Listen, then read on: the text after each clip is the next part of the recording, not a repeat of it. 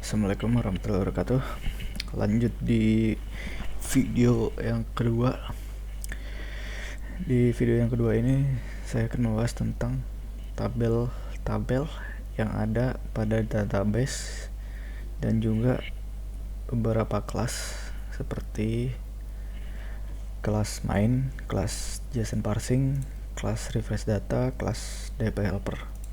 Oke. Lanjut ke tabel yang dulu.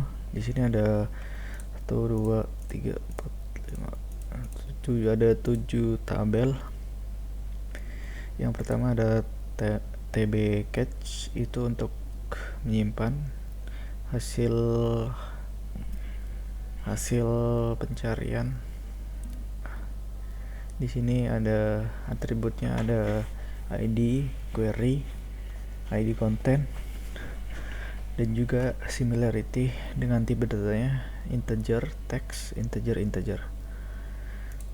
Kemudian yang kedua ada tabel data stemming untuk menyimpan hasil stemming untuk tiap data.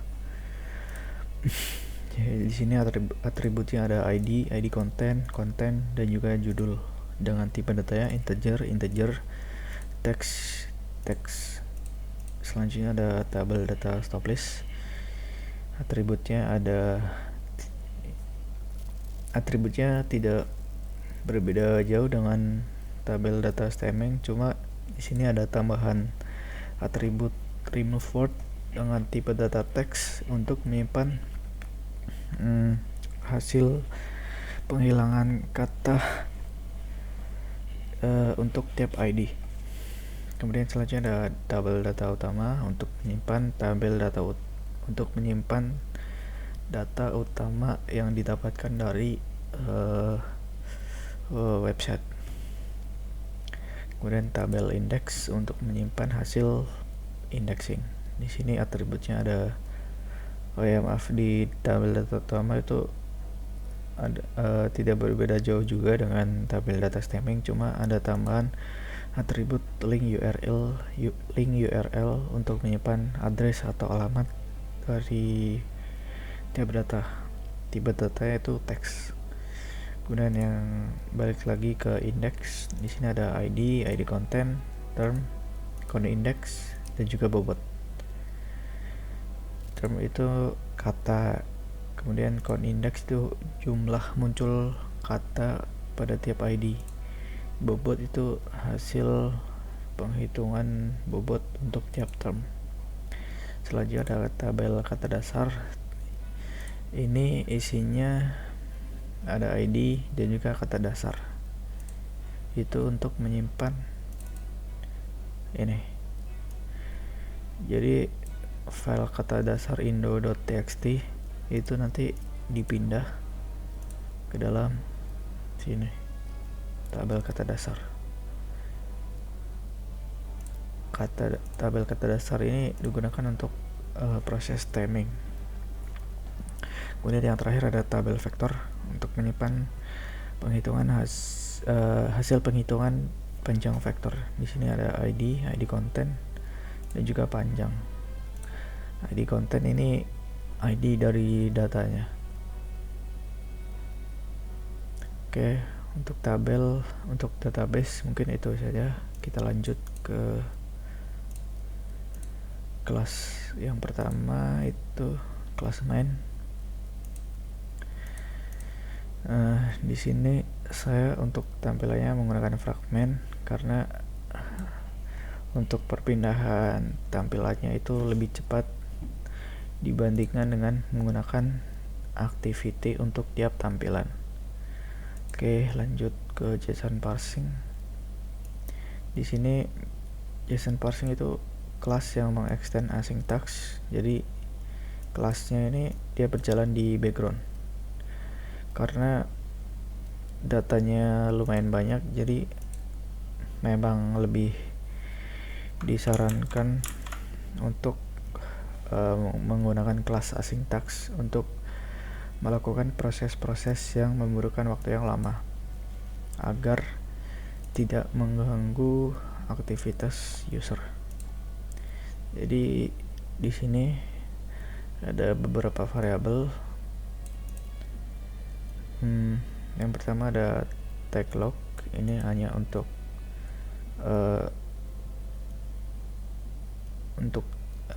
tag jika kita ingin menampilkan log.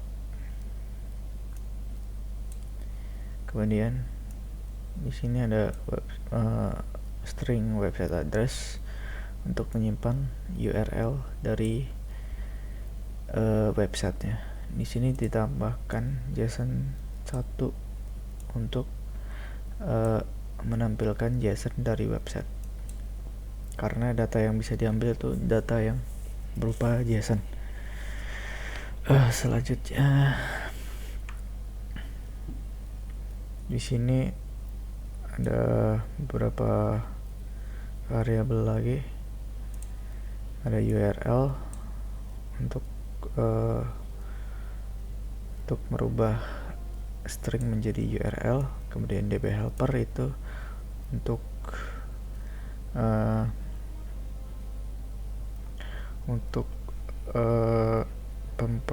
pemrosesan database-nya, memanggil kelas DB helper yang telah dibuat. Kemudian HTTP URL connection untuk membuka koneksi, input stream untuk mendapatkan data dari websitenya, buffer reader untuk menyimpan data dari website secara sementara, kemudian nanti akan dipindahkan ke string buffer. Kemudian JSON object untuk merubah string menjadi JSON object JSON.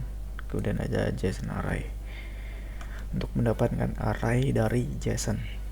Kemudian ada map ini untuk menyimpan secara temporary atau sementara data-data yang telah didapatkan dari JSON array. Nanti dari map ini, setelah data-datanya didapatkan, dipindahkan ke variabel data. Variabel data itu list yang isinya map. Nah, di sini ada juga handler. Jadi handler itu untuk merubah tampilan di dalam proses background. Karena di dalam proses background itu tidak bisa secara langsung merubah tampilan, jadi harus digunakan handler. Jadi di sini saya tambahkan pre-execute. Yang pertama kita set total atau maksimal dari loading bar. Jadi kalau misalkan di sini total datanya 50, berarti loading barnya itu 0 sampai 50. Kemudian di sini kita munculkan loading barnya, kemudian kita sembunyikan tampilan utama dan juga tampilkan text view info. Text view info ini yang ini, current progress sama dengan bla bla bla. Ini text view info. Kemudian yang ini loading bar. Kemudian di sini ada juga start time. Ini hanya untuk mengecek berapa lama waktu yang diperlukan untuk proses background. Jadi ini start time, waktu dimulainya proses background. Kemudian nanti kalau proses backgroundnya udah selesai, di post execute itu ada end time atau waktu selesainya dijalankan proses background. Kemudian nanti dari end time itu dikurangi start time, kemudian hasilnya dibagi 1000. Kemudian hasil tersebut itu menjadi hasil berapa waktu yang diperlukan untuk prosesnya, untuk proses background dalam satuan detik. Oke, balik ke background. Di sini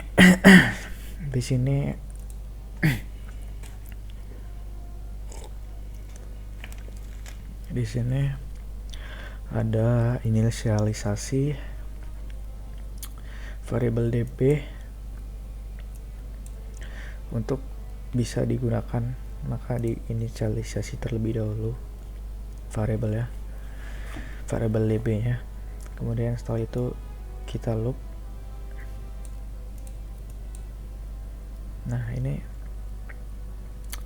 ada total page, jadi berapa halaman yang harus di loop di dalam website. Jadi misalkan di website ada 15 halaman, jadi kita harus nge-loopnya ini 15 kali. Total page itu didapatkan ketika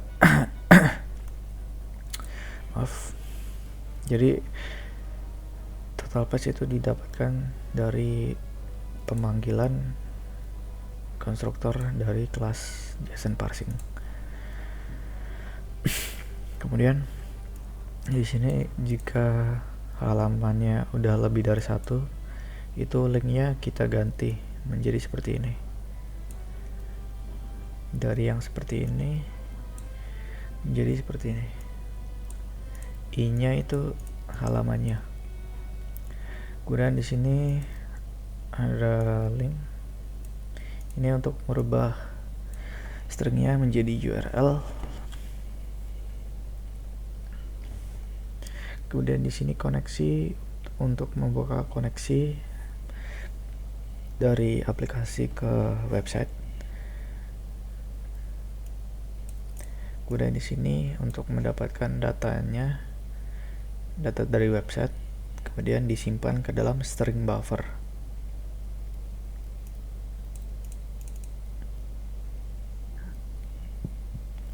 Setelah itu,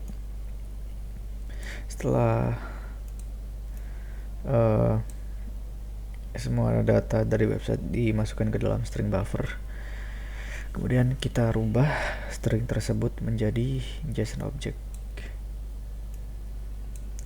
Setelah itu kita ambil array JSON array-nya yang bernama post. Setelah itu kita loop array tersebut untuk pengambilan data. Oke, jadi di sini data yang diambil itu ada ID, content, title, sama URL. Di sini get object itu untuk mendapatkan objek dari JSON array yang sedang di loop. Kemudian di sini ambil data yang bernama ID. Di sini ambil data yang bernama content. Kemudian di sini ada juga html.from_html. Ini maksudnya untuk menghilangkan entities dari HTML. Contohnya seperti BR atau break atau juga H3 atau B dan lain-lain, sehingga bisa dibaca seperti ini.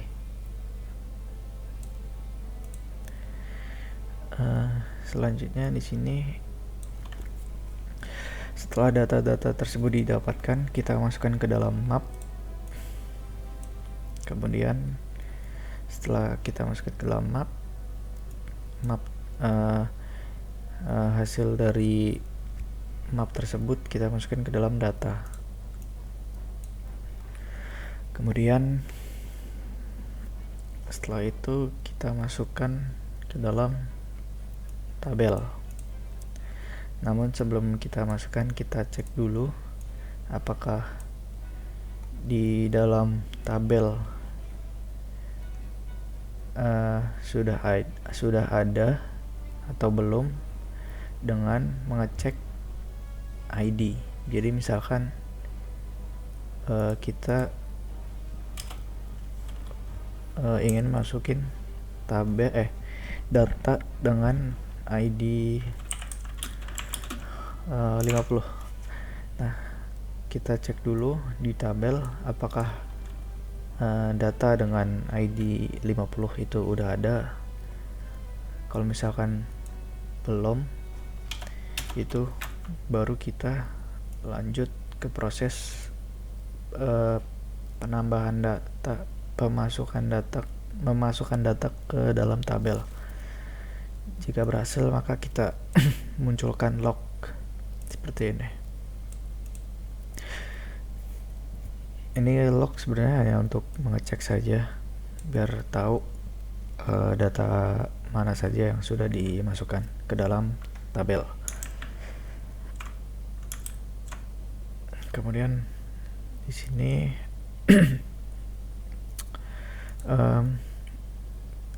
ini handler untuk merubah tampilan dari loading seperti ini. Jadi ini 20 jadi 30 jadi 40. Kemudian loading barnya nambah.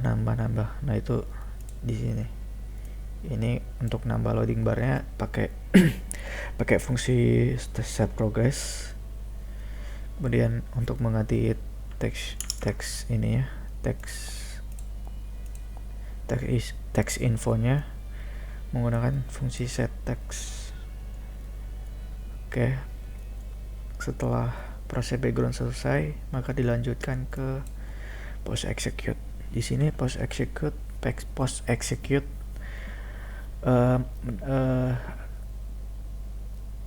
mempunyai parameter yang berupa list map yang didapatkan dari proses background di sini.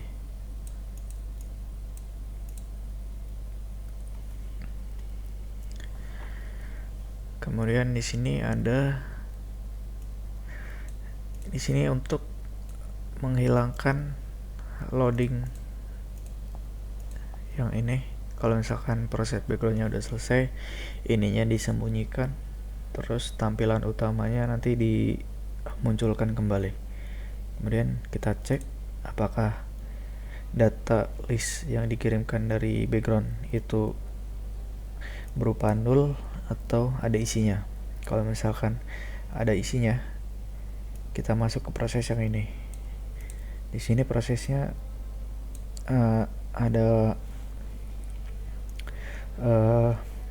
membuat sebuah adapter untuk dimasukkan ke dalam list view yang ada di sini, list view data utama. Karena ini list view-nya custom, jadi digunakan simple adapter. Di sini ada ada menggunakan efek ada menggunakan metode set data dan juga set adapter pada kelas fragment show data.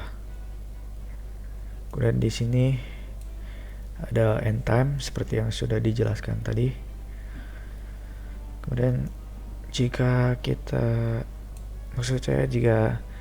data yang dikirimkan berupa null, maka kita hanya menghilangkan loadingnya, kemudian kita tampilkan kembali tampilan utamanya. Lanjut ke refresh data. Untuk refresh data ini sebenarnya tidak berbeda jauh dengan JSON parsing.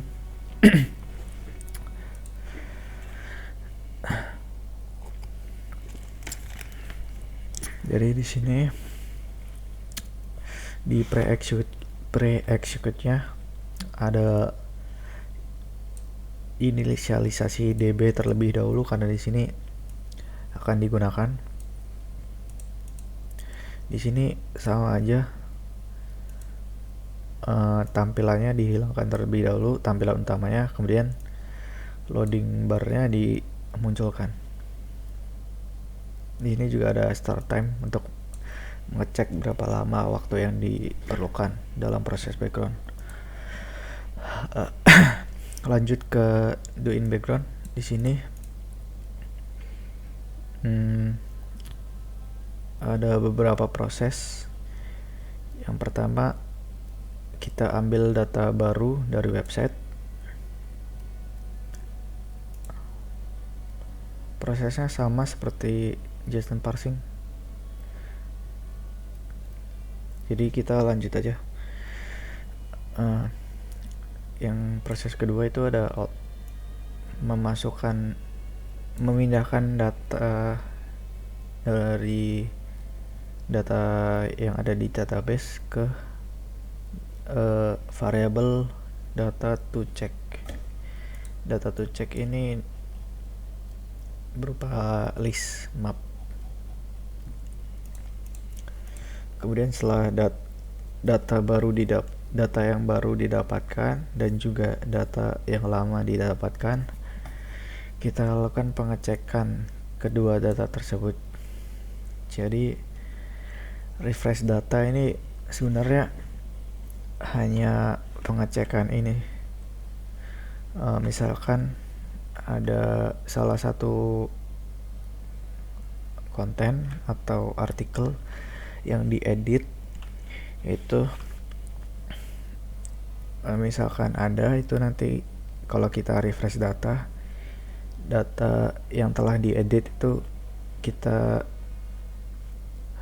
masukkan ke aplikasi, kemudian data yang baru tersebut mengganti data yang lama yang ada di database. Jadi bukan menambahkan data yang baru.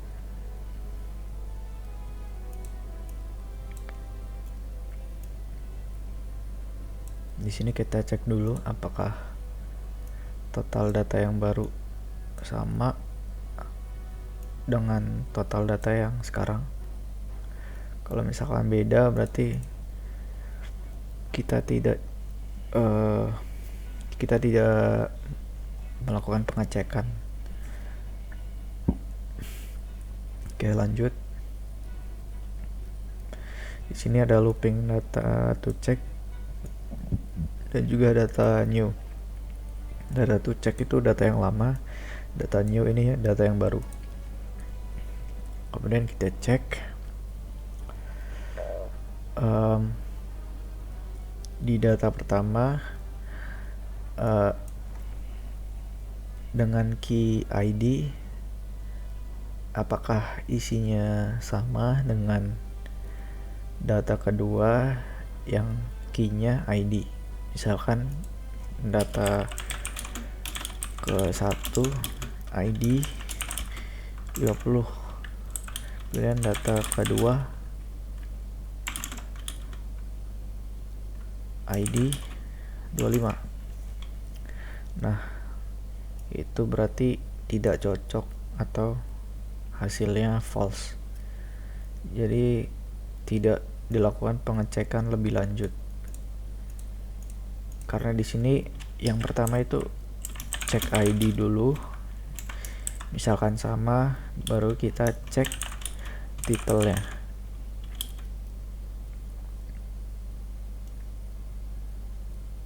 Nah, setelah cek titel, jika ada perubahan dalam titelnya, kita update.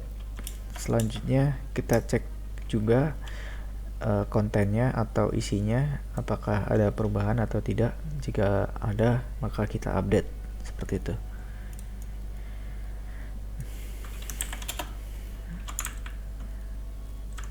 Oke, jadi di sini pengecekan titelnya apakah sama.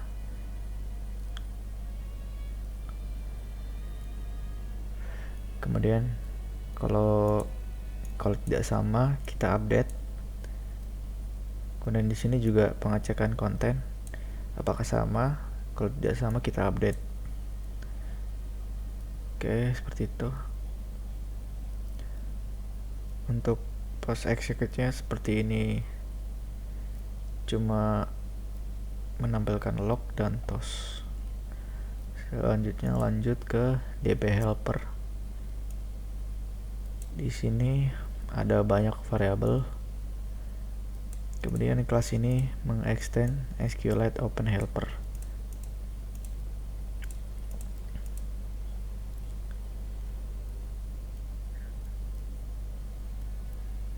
Jadi di sini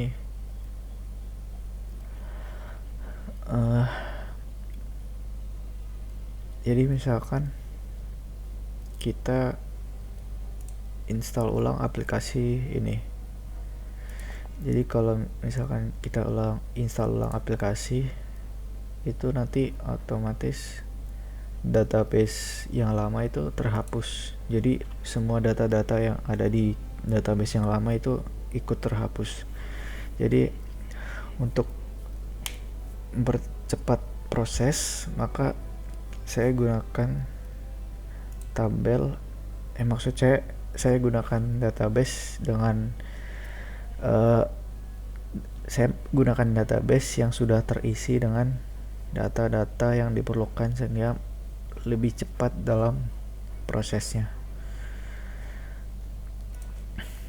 Data yang dimasukkan itu seperti data utama, kemudian data kata dasar.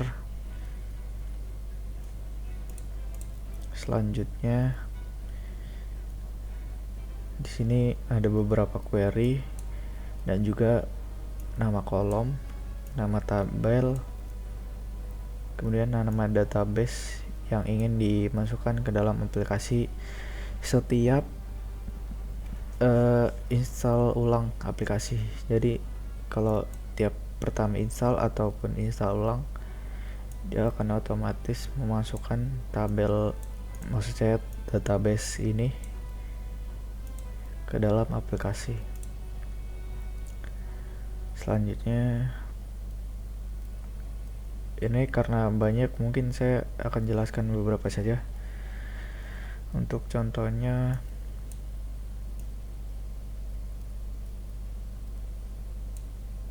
di sini ada public boolean clear tb catch. Ini untuk menghapus data dari tabel catch. Di sini juga ada penghapusan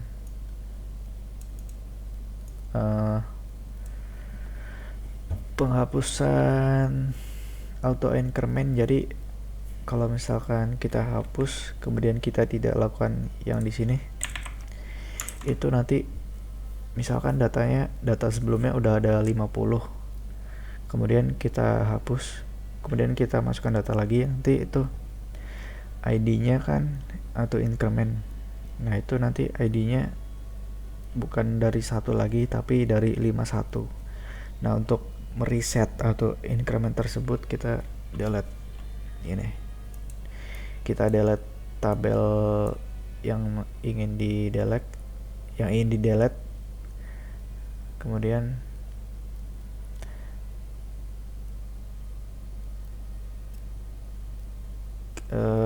kita masukkan tabel yang ini delete dari tabel SQLite sequence.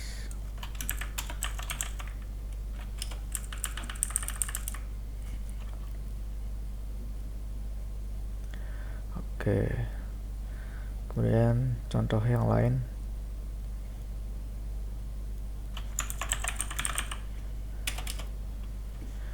Nah yang ini get all data index, itu untuk mendapatkan semua data dari tabel index.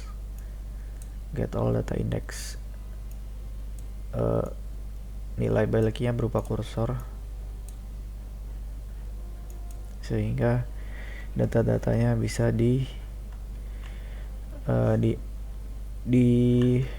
diambil atau kemudian disimpan ke dalam variabel. Mungkin sekian dulu untuk video yang kedua. Selanjutnya di video ketiga saya akan membahas tentang proses stop list, kemudian stemming. Oke, sekian, terima kasih.